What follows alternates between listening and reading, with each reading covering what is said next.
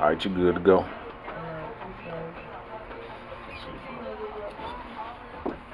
Alright,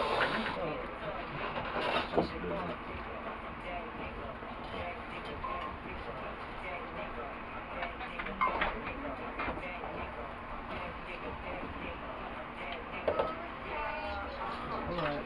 Y'all ready? Yeah. Alright, alright. Thanks, you are tuned in, listen to the juice. We have a special guest in the building. Go ahead and introduce yourself. Hello, everybody. My name is Skyy Chase. How you guys doing? Skyy Chase, what's going on? Hey. And tell everyone what you do. I am a business and finance master trainer. I have over 20 years in that experience and in that field. Okay. Yeah. All right. And tell us a little bit like how did you, come into that? Like what made you want to do that? My last job, before I relocated here to Houston, I lived in Annapolis, Maryland, and I worked for the Department of Social Services. Okay. And what I saw broke my heart Okay. as far as our people are concerned. Mhm.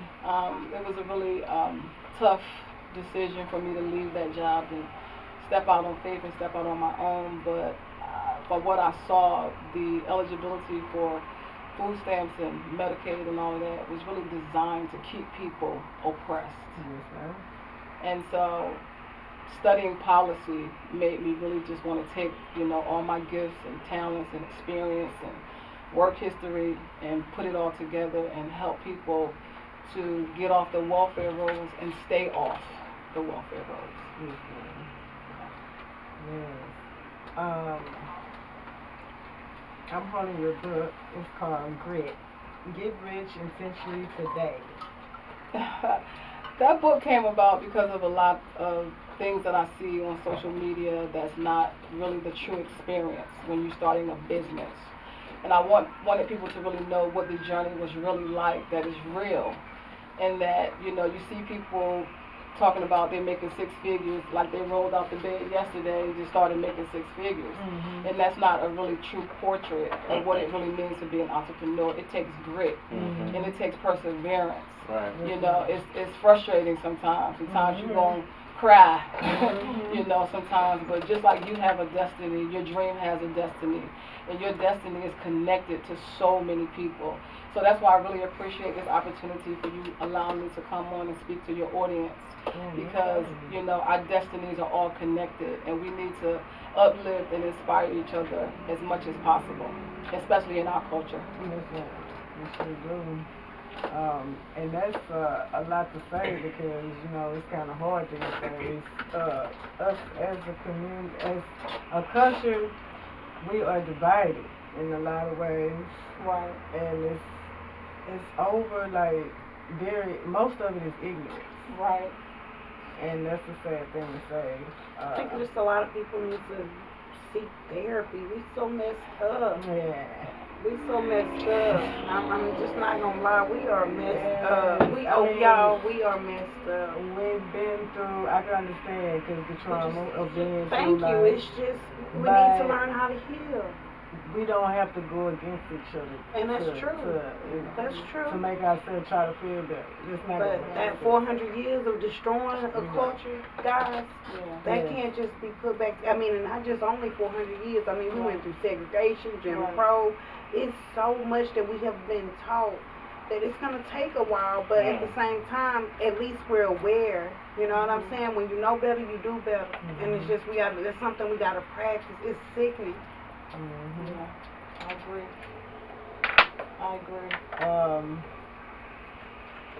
What about the you say like the welfare is mostly for us to. What about the housing? You think the housing is the same? Well, I work for, my background is I work for the city of Philadelphia Housing Authority for 10 years. So I'm a public servant, a former public servant, and I'm still a public servant. Yeah. And I work for the federal government, and then I work for the state. Okay. And so, with the housing, it's just a matter of just being informed, knowing that even though you may live in public housing or you may have a Section 8 voucher, you have things that you're afforded that you don't really know about. Like, for an example, Annapolis, Maryland is very expensive. It's the capital of Maryland. People think Baltimore is, but it's not. So if you're in a place that is economic, hardship for you, you can move to any of the 50 states. And I think people don't know that. So it's information that's afforded them that they don't really know. They just think that, oh, I'm stuck here, and I just have to stay here. And that's what my first book is about. It's about the pressures that you deal with in life, that, darkness is not the end, but it's the beginning of your journey. Okay. And you don't have to stay there. You can press your way through, to whatever it is that you're trying to accomplish. And I think that they're not told that. Nobody's telling them that. They're not going to seek out because you don't know what you don't know. You know what I mean? Yeah. So when she's talking about the oppression of our people, that was our ancestors. But we can learn from that. We can take the good from that. That, Harriet Tubman just came out and we saw her, stand up to, the level of oppression. Like, you would have got free and you would have been like, all right, I see y'all on the other side. But, she just kept coming back. Yeah, she kept coming back and getting, and basically that's what we're doing. It's like we're being successful and then we're coming back. And we're getting, the other people and telling them, look, you don't have to stay on this system. You can come off and stay off. That's the way to do it. Yeah, but it's still, right now today, man, these small towns, man, it's still unsafe. For our boys, I have 4 boys, and my son was just telling me a scary story about racism and things like that, just being aware. So we just need to be, awakened, but the conversation has to start, and that's a good place, and I commend you for just starting the conversation. So what's the name of your first book? It's called The Diamond Anointing, because I grew up in Philadelphia, on 23rd and Diamond Street, and I went through that process. So I parallel the process of a diamond with the process of your life. And so at the time that I was going through the process, I didn't realize that's what I was doing. So what I learned, from that, I want to share with people, because right now we're dealing with a lot of mental illness. And people are depressed, and darkness is not meant for you to stay in that place. Like, I want to stress that you don't have to stay in that place. There is hope, and there's someone that can help you. You have to let somebody know so that we can, help you and pull you out of that place and pull you into the light. And I think that we need to have the conversation, and we need to, just uplift and inspire each other at every chance we get. Yes, every chance. Yeah. Yes.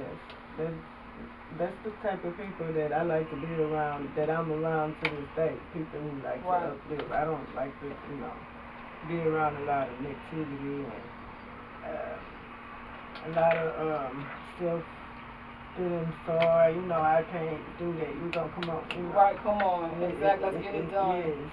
Because it's in us to do. Our ancestors created a whole civilization that they don't even really, still can't figure out how they, built those pyramids without modern day tools. So it's in us to build a civilization. It's in us. We can do it. We just have to come together, to do it.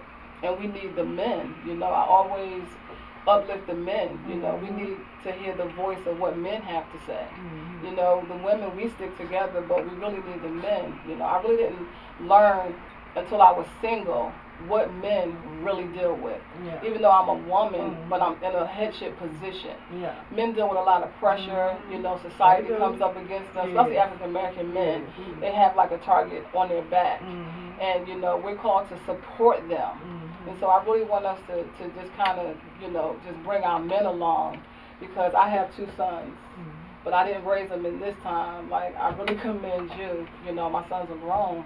But growing up in Philadelphia, it was a very difficult challenge to navigate through them being safe and making it home every day. And now they're just killing our men and our boys. This happened in Pennsylvania, but this was in Minersville, Pennsylvania. You were telling me. That's why I say, just like, these little small country towns, guys, it's really heavy. When my son was telling me this story, it like almost froze me. So, okay, so Grit is your second book.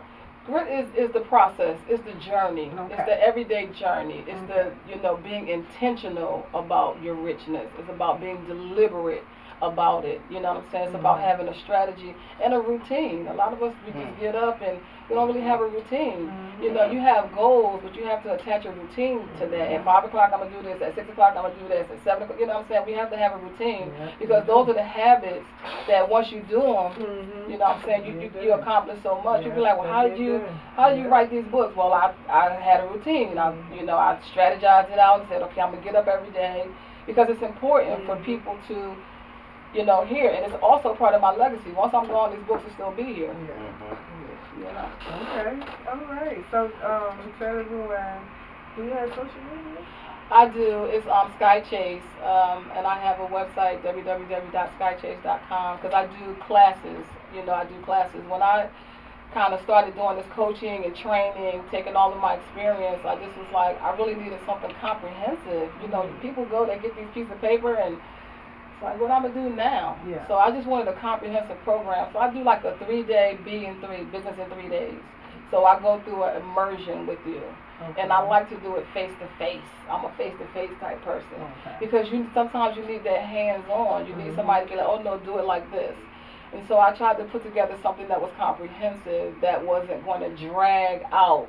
Because a lot of coaches, they drag out these programs for 6 weeks and 6 months and you know what I'm saying? It's like, no. We can streamline this and, cut the fat and get to the meat. Because we really need to create our own economies, and it's possible. Yes. It's absolutely possible. Because if you're looking at everything that's happening, with all these businesses closing, like America is really crumbling and the landscape is changing. And we're already behind. We have to get caught up as a culture of people, or we're not even going to be able to have a seat at the table at all. So we can really create our own economies just naturally, what it is you naturally know how to do. I mean, they pretty much predicted that already, like in the next what? I think like 2053 that the net income of African Americans should be somewhere like 0. Yep. Because the AI though, AI will take over eventually. And so, think about that though. But it doesn't have to. But this is the thing. The workforce is shifting. So if you're not doing anything in tech, or you have your own brand, or you're doing anything on the radio's not going nowhere. Right. So, Jackie, you're going to have a job. Miss Rhonda, you're going to have a job. And you're going to have a job. But, the average worker not going to have a job. For real.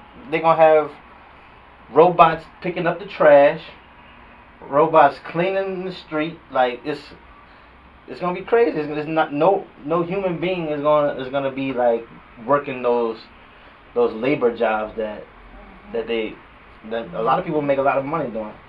Even truck drivers, they have their own driving cars now, right? Right. Uber. I saw that. They just launched that. What you gonna do with that? That's crazy to think about it. It's gonna be not for kids. But I think for the next generation, it's up for us to kind of like teach them how to do stuff like this. Just be like, okay, what they teaching you in school is okay, but like I'm gonna teach you how to really, be successful in this new age. So do you have classes that you're offering that we can learn from you? No, I don't. But maybe I should. Yes. But I want to learn from you. I'm a student. I'm a student first. So like. Always. Yeah. And you're brilliant. Thank you. Just a lot of people don't understand that it takes the incremental achievements are more important than the actual big goal that you're trying to achieve. Because like within those, you have battles. You like, damn, It's a lot of little things, nuances that come into the thing. I know, Jackie, you've been doing this for a while, and every Wednesday, something will come up, right? But you still got to go on with the show, right? So, but eventually, the bag gonna come. Right. You know what I'm saying? And you're gonna look back to these days and be like, damn, you know what I mean? I'm gonna say that now some stuff done happened to where we can't take it back. Can't. And Never what, be able to go. We started out on Never some- be able to go back and some change stuff. history. exactly. Fine. Okay. When I say Yeah. sacrifices, literally Right. sacrifices that you don't even have a choice of. Right. But at the same time, you know, at the end of the day, he don't owe us no explanations. We just kept, you know, I just feel like we all here for servitude. We all here to help, you know. So at the end of the day, you know, who am I to say that none of that was supposed to happen? Right. So What you think about like traditional education? Like I think it's kind of like up to like the parents to kind of like raise our kids in the direction that we would want them to go. I don't think it's the schools. Like the schools don't really care about our kids. Right. It's evident. They got police. They got police in our schools now. now. What you do to a kid, you can bring up a kid all you want to. But let me tell you something, a kid has a mind. And if a kid Of never course. learns how to Yeah. be an individual Yeah. and deal with self and the Mhm. real things of the real world, Mhm. let me tell you something, that's the same. The streets have never changed. They are open with open arms. That's why some people have great daddies, great mamas, and still end up nothing. We all have a choice. That's real. That's real. So I don't But I think it's up to the parents to kind of like yeah, you they can gotta do give it. them the choice. Man, They have to these kids show them what clever. the You was a teenager. I was. So don't we just getting mad. These kids are clever and clever. Yeah. Wow. No, you're right.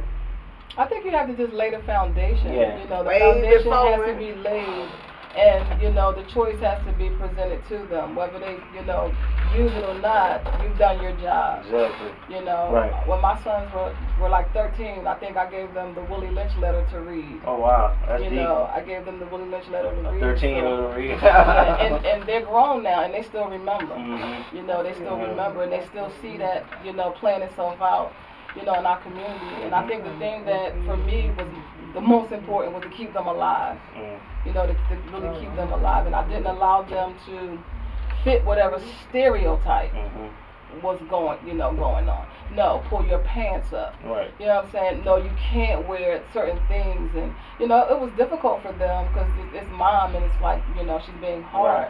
But I think those are the things that kept them alive. And I you know right now they appreciate that. They really do, and they tell Yeah. me all the time, Yeah. like, you know, I'm glad you was really hard.